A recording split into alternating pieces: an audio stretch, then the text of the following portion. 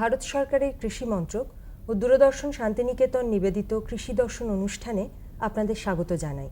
কৃষি দর্শন মানে কৃষি বিভিন্ন বিষয় নিয়ে আলোচনা, কৃষি জগতের জানা অজানা খবর জেনে ফেলা, আর সেগুলো জানান কারা?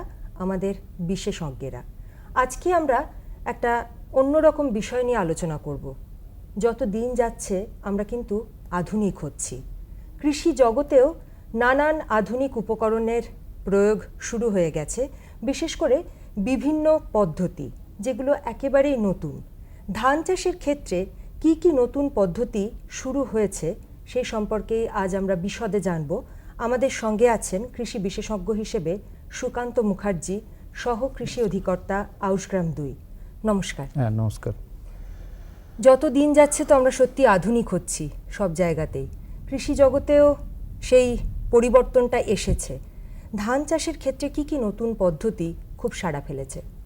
দেখুন, ধান চাষ আমরা জানি যে ধান হচ্ছে আমাদের সমস্ত কিছু নেই, আমাদের ধান মানে সমস্ত সভ্যতার সমস্ত ধানকে নিয়ে আমাদের সমস্ত কিছু গড়ে উঠেছে, ধানকে আমরা বাদ দিতে পারি না। সুতরাং নতুন যে সমস্ত পদ্ধতি আমাদের কাছে আছে তার মধ্যে ড্রাম সিডার, শ্রী এবং জিরো টিলেজ, এই তিনটে পদ্ধতি খুবই এখন মানে গুরুত্ব পাচ্ছে এবং আমরা সাফল্যের সঙ্গে করতে পারছি।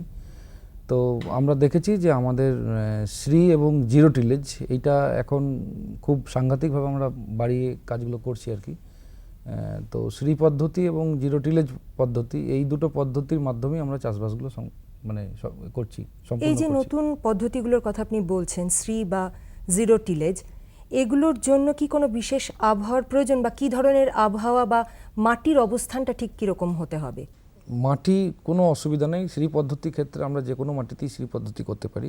আবহাওয়ার ক্ষেত্রে আমাদের যেমন আমন সিজনে যেমন যে সময় আমরা চাষবাস করি সেই সময় আমাদের যেমন করে করা উচিত সেভাবে আমরা করব। কিন্তু আমাদের একটা জিনিস দেখে নেওয়ার দরকার আছে, সেটা হচ্ছে গিয়ে শ্রী পদ্ধতির ক্ষেত্রে আমাদের 10 ইঞ্চি বাই 10 ইঞ্চি দূরে দূরে আমরা এক কাঠি করে চারা আমরা রোপণ করব। এক্ষেত্রে চারার বয়সটা হবে 8 থেকে 12 দিন, বা খুব বেশি হলে 15 দিনের বেশি হওয়া উচিত নয়।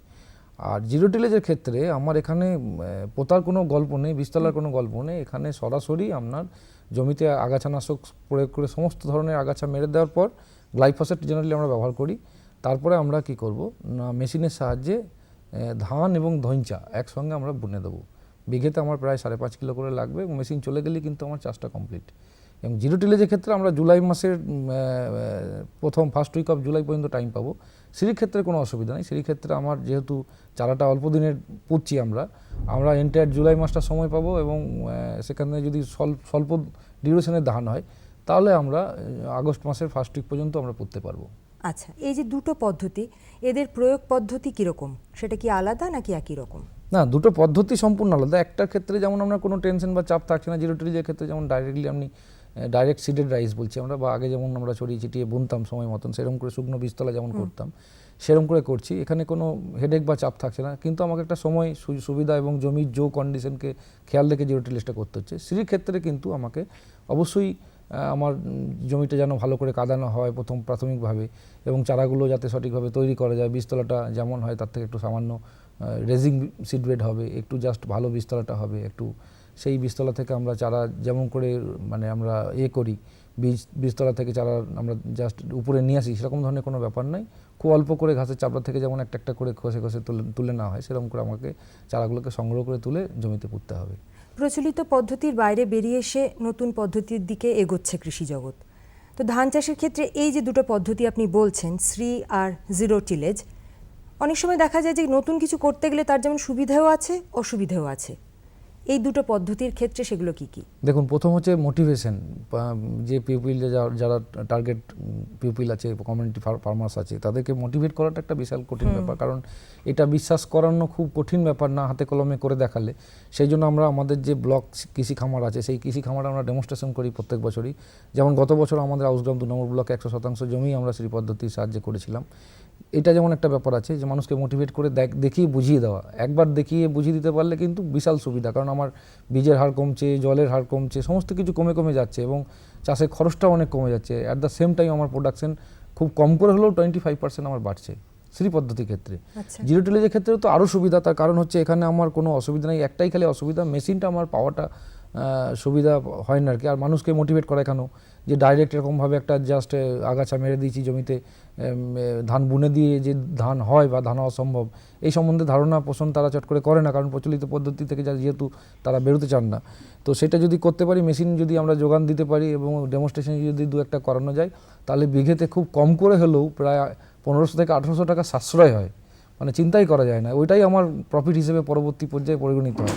এবং যেহেতু আমরা আগে চাষটা করে দিচ্ছি এবং তার জন্য কি হচ্ছে, আমাদের সময় মতো ধান উঠছে এবং যা সময় হয় তার থেকে 10 দিন আগে আমাদের ফসলটা পাকছে। এবং যেহেতু সুসময়ে সব ফসলই যেমন ভালো হয়, জিরো টিলেজের ক্ষেত্রে সুসময়ে আমার জিনিসটা ভালো হচ্ছে। যারা নতুন প্রজন্মের কৃষক বন্ধু তারা কতটা অ্যাকসেপ্ট করছেন এই পদ্ধতিগুলো? দেখুন, এরা পদ্ধতিগুলো নতুন এসছে, সময় খুব সংক্ষিপ্ত, যে টাইমটা যেহেতু 25 দিনের মধ্যে করতে হয়, তো সেই জন্য কি হয়, তারা মেশিন পাওয়ার একটা ইয়ে থাকে। তা সত্ত্বেও আর কি তারা কি করেছেন, এই যে আমাদের বিভিন্ন সরকারি প্রকল্পের যে সমস্ত স্কিমগুলো আছে সেই স্কিম থেকে সাবসিডাইজ স্কিমে তারা সেই যন্ত্রপাতি নিয়ে কিন্তু পুরো দমে কাজটা করছেন। তার কারণ এর প্রযুক্তিগত যে সুফল কিছু কিছু ডেমনস্ট্রেশন সেন্টারের মাধ্যমে, প্রদর্শনী ক্ষেত্রের মাধ্যমে আমরা তাদের হাতে পৌঁছাতে পেরেছি। সেই জন্য আমাদের আউসগ্রাম 2 নম্বর ব্লকের ক্ষেত্রে কিন্তু খুব যথেষ্ট এর সাফল্য লাভ করেছে এবং আগামী দিনে খুব ভালোভাবে এটা এগিয়ে যাচ্ছে আর কি। এখন আবহাওয়ার যা তারতম্য দেখছি, বৃষ্টিপাত কোনো কোনো বছর খুব বেশি হচ্ছে, কোনো কোনো বছর হচ্ছেই না। ধরুন যে বছর এরকম অনাবৃষ্টি হলো, সেই বছরে এই পদ্ধতিগুলো, আপনি আগেই বললেন যে জলের খরচটা কিন্তু অনেক কম, সেখানে কি এই পদ্ধতিগুলো খুবই কার্যকরী? খুবই সেচ লাগে না? খুবই কার্যকরী। এই কারণে বলছি, আমার শ্রী পদ্ধতির ক্ষেত্রে যেমন আমার 40% সেচ আমার হয়ে যাচ্ছে, মানে 60% সেচ যদি নাও থাকে কোনো অসুবিধা নেই। এবং জমি যদি ফেটেও যায় তাতেও কিন্তু শ্রী পদ্ধতিতে আমার এই চাষ হয়ে যাবে। জিরো টিলেজের ক্ষেত্রে যেহেতু আমরা আগে ডাইরেক্ট সিডেড রাইস, যেহেতু ধুলো জমিতে আমরা বুনছি, সেই জন্য কি হয়, সময় সময় একটু একটু করে বৃষ্টিপাত, জাস্ট লাইফ সেভিং ইরিগেশন যদি হয়, তাহলেই কিন্তু আমার কাজটা হয়ে যাবে, মানে চিন্তাই করা যায় না। এত ভালো পদ্ধতি, এত অ্যামেজিং পদ্ধতি। এই সমস্ত পদ্ধতিগুলো এসেছে মেন একটাই কারণে, যেহেতু আমাদের জলের যে অ্যাভেলেবিলিটি, চাষের জন্য যে যতটা জল লাগে সেই জলের পরিমাণটা যেহেতু ক্রমাগত কমে যাচ্ছে, সেই জায়গাটাকে করার জন্য, মিটিগেট করার জন্য কিন্তু এই পদ্ধতিগুলো আমাদের কাছে। লেবার কস্টটাও বোধহয় অনেক কমে যাচ্ছে। জিরো টিলেজের ক্ষেত্রে তো লেবার কস্ট বলতে কিছুই নেই, কারণ একটা মেশিন সারাদিন আমরা প্রায় 20 বিঘে জমি চাষ করে দিচ্ছে। আর শ্রী পদ্ধতির ক্ষেত্রে বিঘেতে আমার 4 থেকে 5 জন লেবার লাগছে শুধু পুঁততে, আর মধ্যেখানে আমাকে হার্বিসাইড বা অন্য কিছু অপারেশন করলে কিন্তু আমার খরচটা অনেক কম, মানে চিন্তাই করা যায় না। উৎপাদন কিরকম? উৎপাদন আমরা তো বলেছি যে শ্রী পদ্ধতির ক্ষেত্রে 25% ফলন আমাদের খুব সহজেই পাওয়া যাবে। জিরো টিলেজের ক্ষেত্রেও আমরা পরীক্ষা নিরীক্ষা করে দেখেছি 15%-এর বেশি ফলন সবসময়ই পাওয়া যাবে। তো ন্যাচারালি আমার সমস্ত খরচও কমছে, যদি উৎপাদনও বাড়ছে, দুদিক থেকেই কিন্তু আমরা ডাবল বেনিফিটেড হচ্ছি। আর এমনি সবচেয়ে বড় কথা যেটা নিয়ে সবাই হিসাব টিসাব করেন না, আমি বলি, সেটা হচ্ছে বাস্তুরীতি, বাস্তুতন্ত্র। মানে চাষের যে বাস্তুতন্ত্র, সেই বাস্তুতন্ত্রটাকে রিভাইভ করার জন্য, পুনরুদ্ধার করার জন্য, পুনরুজ্জীবন করার জন্য কিন্তু এই পদ্ধতিগুলো আদর্শ। তার কারণ এখানে আমি সয়েলের কোনো ডিস্টার্ব করছি না। সয়েলের মধ্যে আমরা বিভিন্ন ধরনের করছি, সমস্ত যে মেটেরিয়ালগুলো ইন্ট্রোডিউস করছি তাতে কিন্তু সয়েল বাস্তুরীতির পক্ষে খুব ভালো। তাহলে মানে ধানটাও অনেক গুণসম্পন্ন। ডেফিনেটলি ধানের যে শ্রী পদ্ধতিতে যদি আমরা বীজ তৈরি করি, যারা বীজ তৈরি করেন সেই সমস্ত চাষিদের, যারা শ্রী পদ্ধতি ব্যবহার করে বীজ তৈরি করেন, তাদের পক্ষে তো ভালো বডি, সেই বীজের গুণমান এবং বীজের যে তার মানে সংখ্যা এবং গুণ, দুই দিক থেকেই তারা কিন্তু ডাবল বেনিফিটেড তারা হবেন। এবং জিরো টিলেজের ক্ষেত্রে আমরা দেখেছি যে আমরা সংখ্যায় তো বাড়ছে, তার সঙ্গে সঙ্গে কিন্তু ফসলের গুণমান, কালার, টেক্সচার, তার গঠন সমস্ত দিক থেকে কিন্তু তারা উপকৃত হচ্ছে। আগামী দিনে এই নতুন পদ্ধতিগুলো সম্পর্কে আপনি কতটা আশাবাদী, এবং তার সঙ্গেই আমি আপনাকে একটু জানাতে বলবো কৃষক বন্ধুদের উদ্দেশ্যে, আপনি কি বলবেন? দেখুন, আমি একটা জিনিস আশাবাদী তো বটেই, এবং এটা নিয়ে আমি কাজ করছি।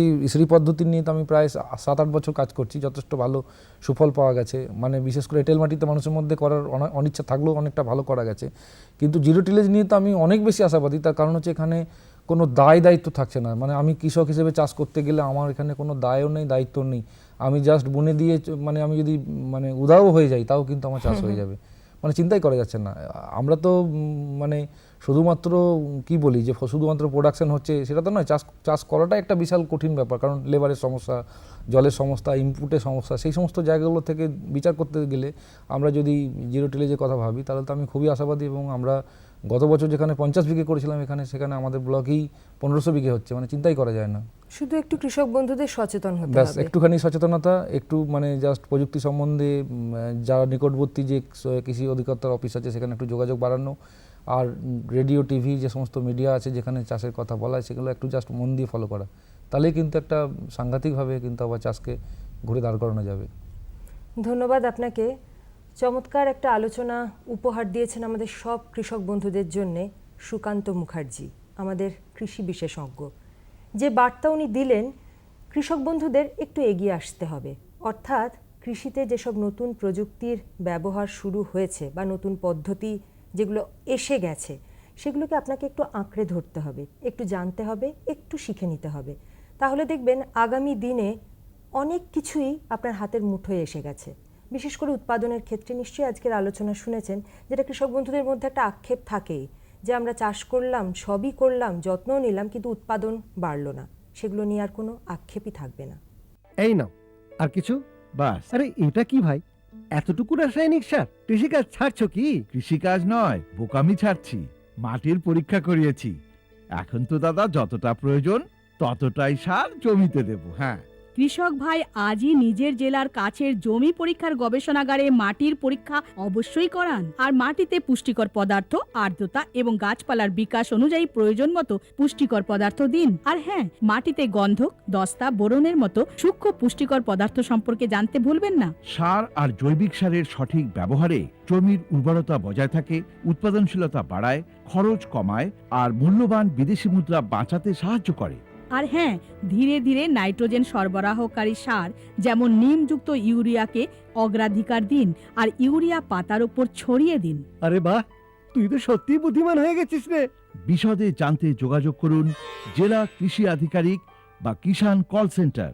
এখন আমাদের আলোচ্য বিষয় হাঁস ও মুরগির প্রতিপালন, এবং এই অঞ্চলে এই হাঁস এবং মুরগির প্রতিপালনের অর্থনৈতিক গুরুত্ব কী সে বিষয়ে আজ আমরা জানব। আমার সঙ্গে রয়েছেন ডক্টর ভুবন মোহন দেওয়াসি, সহ অধিকর্তা প্রাণী সম্পদ বিকাশ, বীরভূম, সিউড়ি। প্রথমে আপনার কাছে জানতে চাইব যে হাঁস এবং মুরগি এই যে প্রতিপালন, এর মুখ্য উদ্দেশ্য কী হওয়া উচিত? হাঁস এবং মুরগি প্রতিপালনের মুখ্য উদ্দেশ্য হচ্ছে আমরা বেকার যুবক যুবতীদের স্বনির্ভর করে তোলা এবং এই মাংস এবং ডিম বিক্রি করে ওদের আর্থিক অবস্থা অনেকটা আপগ্রেডমেন্ট হচ্ছে এবং অনেক বেকার ছেলে ব্রয়লার চাষ করে ব্রয়লার মাংস বিক্রি করে তারা ব্যবসা বাণিজ্যের মাধ্যমে সংসার নির্বাহ করছে। এটাই আমাদের প্রধান মোটো। আচ্ছা, কী ধরনের মুরগি পালন করলে এই অঞ্চলে অর্থনৈতিক গুরুত্ব বাড়বে? এই অঞ্চলে নয়, সারা পশ্চিমবঙ্গ এবং ভারতবর্ষে দুরকম মুরগি পালন করে অর্থনৈতিক অবস্থা আপলিফ্ট করা হচ্ছে। একটা হচ্ছে ডিমের জন্য আর একটা হচ্ছে মাংসের জন্য। এই দুরকম আমরা প্রসেস সারা ভারতবর্ষব্যাপী চলছে। আচ্ছা, মুরগি পালনের ক্ষেত্রে আরআইআর মুরগির প্রয়োজনীয়তা কী? ডিম উৎপাদনের জন্য যে মুরগিগুলো ব্যবহার করা হয়, আরআইআর, হোয়াইট লেগহর্ন, অস্টারলপ, লাইট সাসেক্স ইত্যাদি বিভিন্ন মুরগি আছে প্রজাতির। তার মধ্যে দিদি বেস্ট হচ্ছে আড়াইয়ার মোরগ। আড়াইয়ার মোরগ মুরগিটা এই জন্যই ভালো, এইগুলো হার্ডি, এদের রোগ জ্বালা কম, এই এনভায়রনমেন্টে এরা খুব ভালোভাবে বেঁচে থাকতে পারে এবং এটা ডিম এবং মাংস দুইয়ের জন্যই বিখ্যাত।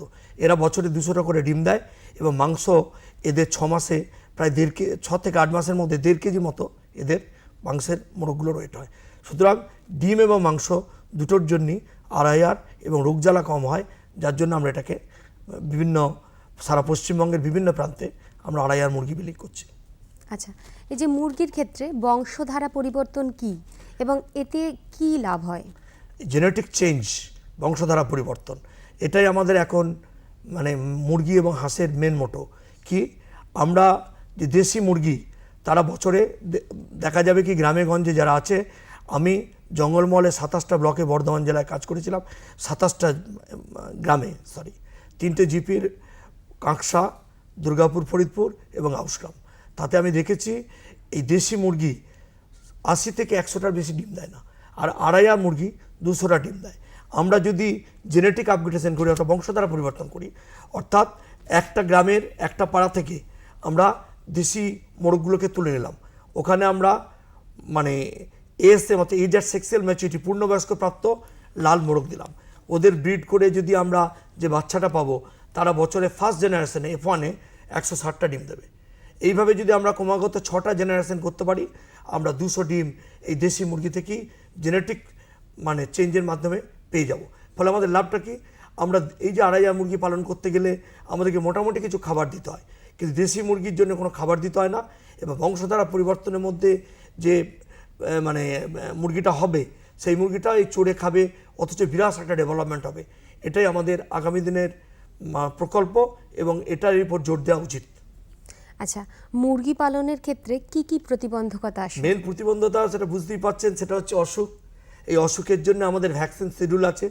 আমরা যখনই কোনো মুরগির বাচ্চা দিই বা বড় মুরগিও যখন কোনো খামারে নিয়ে যায়, আমরা তাকে বলে দিই যে একদিনে কি ভ্যাকসিন করবেন, 14 দিনের মাথায় কি ভ্যাকসিন করবেন, 28 দিনের মাথায় কি ভ্যাকসিন করবেন, কখন কৃমির ওষুধ খাওয়াবেন, কখন আবার R2B ভ্যাকসিন করাবেন, কখন সিমটোমেটিক ট্রিটমেন্ট করবেন, এগুলো সব আমরা বলে দিই। এবং আমরা আরও বলে দিই নিকটবর্তী আমাদের ডাক্তারবাবু যারা আছেন, আমাদের ব্লকে ডাক্তারবাবুরা আছেন এবং জিপিতে আমাদের লাইভস্টক ডেভেলপমেন্ট অ্যাসিস্ট্যান্ট আছে, ওদের সঙ্গে সবসময় পরামর্শ করতে। আচ্ছা, হাঁস পালনের ক্ষেত্রে কি কি সুবিধা পাওয়া হাঁস যায়? পালনের সুবিধা একটা, হাঁসের রোগ জ্বালা কম। মুরগির যেমন রোগ জ্বালা বেশি, হাঁসের কিন্তু প্রচুর রোগ জ্বালা কম। মাত্র 3টে ভ্যাকসিন দেওয়া হয় এবং এখানে আমাদের ওয়েস্ট বেঙ্গলে আমরা 2টো ভ্যাকসিন দিই। সুতরাং রোগ জ্বালা কমের জন্যে আমরা হাঁসটাকে বেশি প্রেফার করি। তাছাড়া হাঁসের ডিমের দামটা অনেক বেশি এবং অনেক সুস্বাদু, এটা বাজারে বেশি গ্রহণযোগ্য। আচ্ছা, খাকি ক্যাম্বেল বলে একটি হাঁসের জাত আছে, তো হাঁসের যে এর সব জাতগুলো গুরুত্ব আছে ম্যাডাম, তার মধ্যে ধরুন আছে আমরা যেটা করছি ইন্ডিয়ান রানার, খাকি ক্যাম্বেল, কিন্তু বেস্ট হচ্ছে খাকি ক্যাম্বেল। এরা বছরে 300টা করে ডিম দেয়। সুতরাং এই হাঁসটাকেই আমরা বাজারে আমরা ছাড়ছি এবং আমরা এরই প্রোডাকশন বৃদ্ধির জন্য চেষ্টা করছি এবং আমাদের সরকারি খামারগুলোতে এই খাকি ক্যাম্বেল হাঁস চাষ করে আমরা চাষিদিকে এই খাকি ক্যাম্বেল হাঁস বিতরণ করছি। আচ্ছা, হাঁসের ক্ষেত্রে কি বংশধারা পরিবর্তন সম্ভব? অবশ্যই। দেশি, আমি জঙ্গলমহলে এটাও দেখেছি, দেশি হাঁসি দেশি হাঁসি, ওই হাঁস আপনার 80 থেকে খুব বড় জোর 90টা ডিম দেয় বছরে। সেখানে খাকি ক্যাম্বেল দিচ্ছে 300টা। মুরগির মতো যদি আমরা একই পদ্ধতিতে ওদের জেনেটিক চেঞ্জ করে দিই, অর্থাৎ বংশধারা পরিবর্তন করে দিই, মেল রিপ্লেস করে, তাহলে দেখা যাবে কি ওরা ফার্স্ট জেনারেশনে 260টা ডিম দিচ্ছে। একটা বিরাট ডেভেলপমেন্ট। অথচ চড়ে খাবে। খাকি ক্যাম্বেল পিওর দিলে তাকে ছাড়া যাবে না, পুকুরে ছাড়া গেলেই তার আপনার ডিমের প্রোডাকশন কমে যায়, তাকে বসিয়ে খাওয়াতে হবে, খরচ বেশি। কিন্তু আমাদের এই যেগুলো ক্রসব্রিডিংয়ে আসছে দেশি হাঁসের মতো, তারা চড়ে চড়ে খাবে। সুতরাং বংশধারা পরিবর্তনের মাধ্যমে আমরা প্রথম জেনারেশনে 260টার মতো ডিম পেয়ে যাব। সুতরাং আমরা এখানেও জেনেটিক চেঞ্জ করতে আগ্রহী এবং আমরা করছি। আচ্ছা, বর্তমানে রাজ্য সরকারের হাঁস মুরগি পালনের উপর কি কি প্রকল্প আমাদের বিভিন্ন চালু করা হয়েছে? বিভিন্ন স্কিম চলছে। আমরা সাধারণত এই বীরভূম জেলাতেও দিচ্ছি। এবছরই আমরা প্রায় 4 লাখ বাচ্চা দিয়ে ফেলেছি। আমরা 2.5 মুরগির বাচ্চা গ্রামেগঞ্জে দিচ্ছি এসএইচজি মেয়েদের, তারা বড় করছে। ওর মধ্যে 50% ধরুন মেল হচ্ছে, 50% ফিমেল হচ্ছে এবং এই ফিমেলগুলোর ডিমের জন্য তো ভালোই, বুঝতেই পাচ্ছেন, লাল মুরগির ডিম। আর যেগুলো মেল, এগুলোকে আমরা জেনেটিক চেঞ্জে ইউজ করার জন্যে, ব্যবহার করার জন্যে ওদিকে আমরা ট্রেনিং দিচ্ছি, পরামর্শ দিচ্ছি। হাঁসের ক্ষেত্রেও তাই, আমরা খাকি ক্যাম্বেল হাঁস দিচ্ছি ওদিকে, ওরা সেগুলো প্রতিপালন করছে, বড় করছে। মেলগুলোকে ওরা বংশধারা পরিবর্তনের কাজে লাগাচ্ছে এবং যেগুলো ফিমেল সেগুলোতে আমরা ডিম দিচ্ছে। প্রায় 280 থেকে 300টা ওদের বাড়িতে ডিম হচ্ছে। এটা আমরা কাগজে কলমে নয়, হাতে কলমে আমরা করেছি। বিশেষ করে মুরারই 1-2 এই অঞ্চলে ব্যাপকভাবে আমরা এটা ইমপ্লিমেন্ট করে ফেলেছি এবং আগামী দিনে আরও করব। এবং বীরভূম জেলায় গত বছর আমরা 4 লাখ বাচ্চা দিয়েছিলাম, এবছর আমাদের টার্গেট হচ্ছে 7 লাখ। আচ্ছা, অর্থনৈতিকভাবে এই অঞ্চলে এই যে হাঁস মুরগি পালনের দ্বারা কিভাবে লাভবান হচ্ছে মানুষ? কিভাবে লাভবান হচ্ছে বলে দিচ্ছি আমি। ধরুন, আমি প্রথমে বেকার ছেলেদের কথাই বলছি। বেকার ছেলেরা ধরুন ব্রয়লারের চাষ, ওরা মেনলি ব্রয়লার করছে, ব্রয়লারের চাষ করছে, বা কেউ কেস সিস্টেমে, অর্থাৎ মডার্ন সিস্টেম, কেস সিস্টেমে লেয়ারেরও চাষ করছে। সেই ডিমগুলো ওরা বাজারে বিক্রি করছে। আর মাংস তো বুঝতেই পারছেন, 1.5 মাসে ব্রয়লার অ্যাডাল্ট হয়ে যাচ্ছে, ওদিকে সেগুলো ওরা বাজারে বিক্রি করে লাভবান হচ্ছে। আর গ্রামেগঞ্জে আমাদের এসএইচজি মেয়েদিকে আমরা দিচ্ছি। তাদের ধরুন তাদের হয়তো স্বামীরা সামান্য চাষবাস করেন, মেয়েরা ঘরেই সাধারণত কাজ করেন। ওদিকে আমরা কাউকে 10টা, কাউকে 15টা, কাউকে 100টা একটা গ্রুপকে দিচ্ছি এবং সেই গ্রুপে ইন্ডিভিজুয়াল 10টা করে বাচ্চা পাচ্ছে। সেগুলোকে বড় করে ওরা ওখান থেকে মোটামুটি ডিম পাচ্ছে। ধরুন 10টা যদি 5টা ফিমেল হয়, 3-4টা করে ডেলি ডিম পাচ্ছে। সেই ডিমটা ওরা বাজারে বিক্রি করে ওদের একটা অ্যাডিশনাল ইনকাম হচ্ছে, যেটা ওদের ফ্যামিলি, ছেলেমেয়েদের পড়াশোনা বা সংসার খরচের ক্ষেত্রে কাজে লাগছে। এইভাবে আমরা একটা বিরাট ডেভেলপমেন্টের জায়গা থ্রু অ্যানিমাল হাজবেন্ডারি এবং প্রাণী সম্পদের মধ্যে মেন হচ্ছে মুরগি পালনের মাধ্যমে, হাঁস পালনের মাধ্যমে আমরা গ্রামেগঞ্জে এটা পৌঁছে দিতে পেরেছি এবং আগামী দিনে আরও বড় বড় স্কিম আমরা নিচ্ছি। এই যে হাঁস এবং মুরগি পালন, এই দুটির মধ্যে কোনটা করলে বেশি মানুষ লাভবান হবে? দুটোই সমান, লাভবান হবে, কেননা দুটোরই অর্থনৈতিক গুরুত্ব প্রচণ্ড। তবে এই ক্ষেত্রে আমি একটা কথাই বলবো আপনাদের, যেটা হচ্ছে হাঁস খাকি ক্যাম্বেল ডিম দিল, কিন্তু যখন কাল হয়ে গেল অর্থাৎ ডিম দেওয়া শেষ হয়ে গেল, তখন কিন্তু তার বিক্রয় মূল্যটা পাবেন না। কেন আমরা গ্রাম বাংলায় একটা কথা শুনেছি, ছিবড়ে, হাঁসের মাংস ছিবড়ে হয়, কিন্তু মুরগির ক্ষেত্রে সেটা হবে না। মুরগি ডিমও দেবে এবং তারপর যখন কাল হয়ে যাবে অর্থাৎ ডিম দেওয়া শেষ হবে, তখন আপনারা দেখবেন এর একটা মুরগির কিন্তু একটা যথেষ্ট দাম পাবেন। আমি দুটোকেই বলবো, তবে মুরগিকে আমি বেশি প্রেফার করব। আচ্ছা, এই যে নতুনভাবে কেউ যদি পোলট্রি করতে চায়, তো তারা কিভাবে অগ্রসর হবে নতুনভাবে যদি কেউ পোলট্রি করতে চায় এবং তার পরিচর্যা কিভাবে করবে? নতুন যদি কেউ পোলট্রি করতে চায়, আপনারা যারা আমার গ্রামের বেকার যুবক যুবতী বা এসএইচজি গ্রুপের যারা মহিলারা আছেন, আপনারা সোজা আমাদের ব্লক লাইফস্টক ডেভেলপমেন্ট অফিসারের সঙ্গে আলোচনা করবেন। ওনাকে গিয়ে আপনারা মিট করবেন, সাক্ষাৎ করে তারপর আপনারা প্রশিক্ষণ নেবেন। প্রশিক্ষণটা ওনারা দেবেন না, ওনারা জেলায় ওনারা দরখাস্ত চিঠি রেকমেন্ড করে অর্থাৎ আমাদের কাছে জেলাতে পাঠাবেন। আমরা ওদের পোলট্রি ফার্মে, আমাদের জেলায় যে ডিস্ট্রিক্ট কম্পোজিট ফার্ম আছে, হাঁস মুরগির ফার্ম, সেখানে আমরা ওনাদের প্রশিক্ষণ দিয়ে দেবো কীভাবে ঘর তৈরি করতে হবে, কীভাবে পরিষ্কার পরিচ্ছন্ন করতে হবে, কীভাবে ভ্যাকসিন দিতে হবে, কী খাওয়াতে হবে, কীভাবে ওদের রোগজ্বালা নির্মূল করতে হবে, স্যানিটেশন, ওয়াটারিং, বিভিন্ন সমস্ত কিছু আমরা হাতে কলমে ওনাদেরকে আমরা ওখানে রেসিডেন্সিয়াল ট্রেনিংয়ের ব্যবস্থা করেছি এবং তার জন্য গভর্নমেন্টের এডস আছে, টাকা পয়সাও আমরা দিই। আর যেটা পরিচ্ছন্নতা করলেন ম্যাডাম, ওখানে আপনারা চুন সপ্তাহে একদিন করে চুন দিয়ে দেবেন, নিয়ে পরিষ্কার করে নেবেন। মাঝে মাঝে আবার মুরগি বের করে একটু দরকার হলে খড়ে আগুন জ্বালিয়ে ডিসইনফেকশনটা ভালো করে দেবেন। আর মুরগির যে জলের খাবার ইত্যাদি আছে, ওইগুলোকে চুন লাগিয়ে ওটাকে রোদে দেবেন। রোদে দিলেই দেখবেন ডিসইনফেকশন হয়ে যাবে। সবসময় পরিষ্কার পরিচ্ছন্ন জল এবং খাবার খাওয়াবেন, তাহলে রোগজ্বালা কম হবে।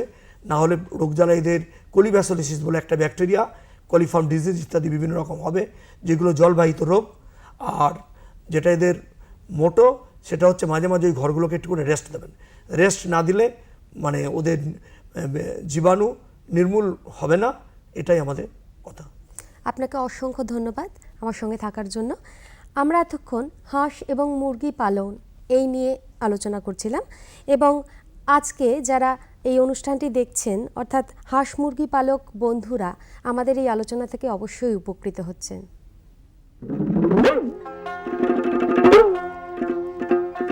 মেরে মাসে মাসে জুয়ার আসে, ত্রিবেণী সংহতি, ও মে গঙ্গা যমুনা সরস্বতী, মে গঙ্গা যমুনা সরস্বতী গো, মে গঙ্গা যমুনা সরস্বতী গো, মে গঙ্গা যমুনা সরস্বতী, মে গঙ্গা যমুনা সরস্বতী।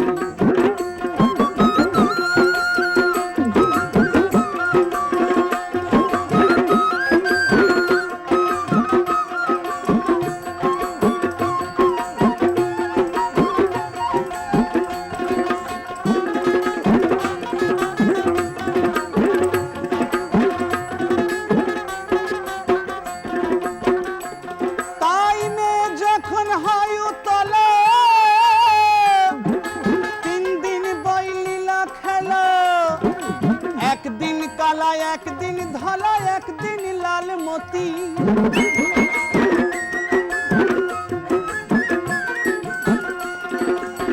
মেয়ে যখন হয় তলা, দিন দিন বই লীলা খেলা, একদিন কালা একদিন ধলা একদিন লাল মতি।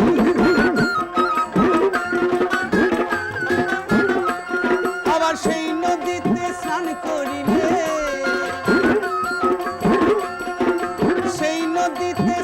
করিলে হবে তোমার গৌরাঙ্গ মূরতি, হবে তোমার গৌরাঙ্গ মূরতি, মে গঙ্গা যমুনা সরস্বতী, মে গঙ্গা যমুনা সরস্বতী গো, মে গঙ্গা যমুনা সরস্বতী।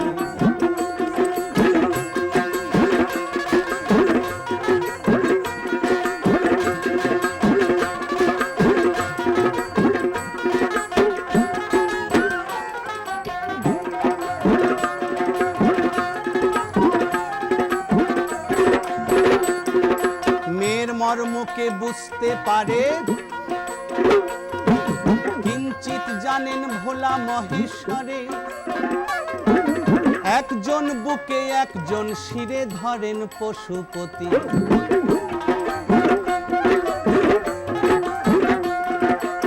মেয়ের মর্মকে বুঝতে পারে,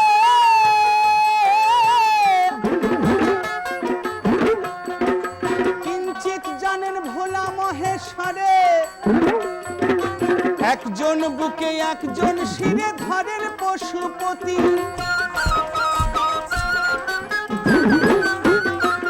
মেয়ে সাধারণ সামঞ্জস্যে, মেয়ে সাধারণ সামঞ্জস্যে সমর্থতে রতি।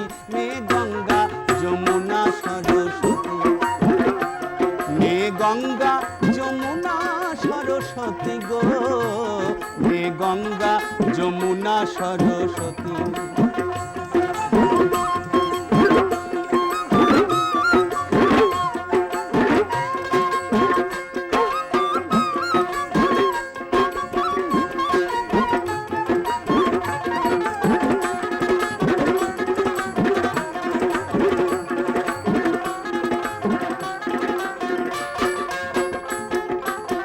রসিক মেয়ে ঘরে থাকে,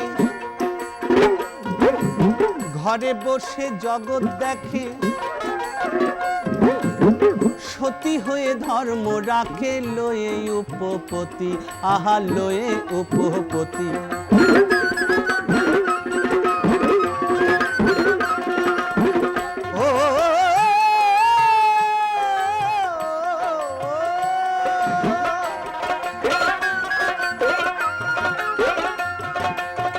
রসিক মেয়ে ঘরে থাকে, ঘরে বসে জগৎ দেখে।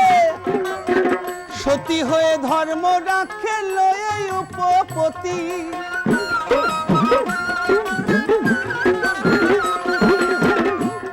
তার সাক্ষী আছে গোপের মেয়ে, তার সাক্ষী আছে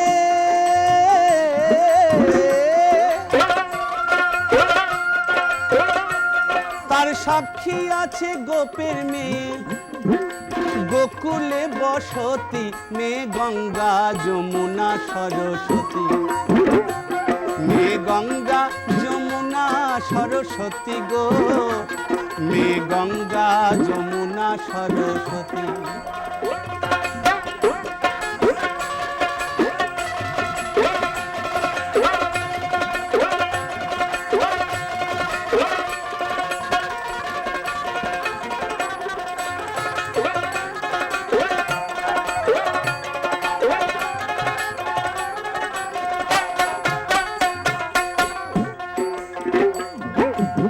এবার মোলে মেয়ে হব, প্রেম সাগরে ডুবে রব। গুরুর কাছে জেনে নেব প্রেমের রীতিনীতি।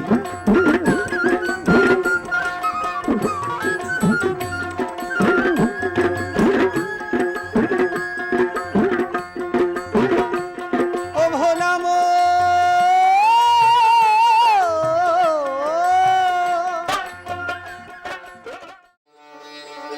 কেমন লাগছে আমাদের অনুষ্ঠান আমাদের চিঠি লিখে জানান। চিঠি লেখার ঠিকানা কৃষি দর্শন, অধিকর্তা দূরদর্শন কেন্দ্র, শান্তিনিকেতন, শান্তিনিকেতন, সূচক ৭৩১২৩৫।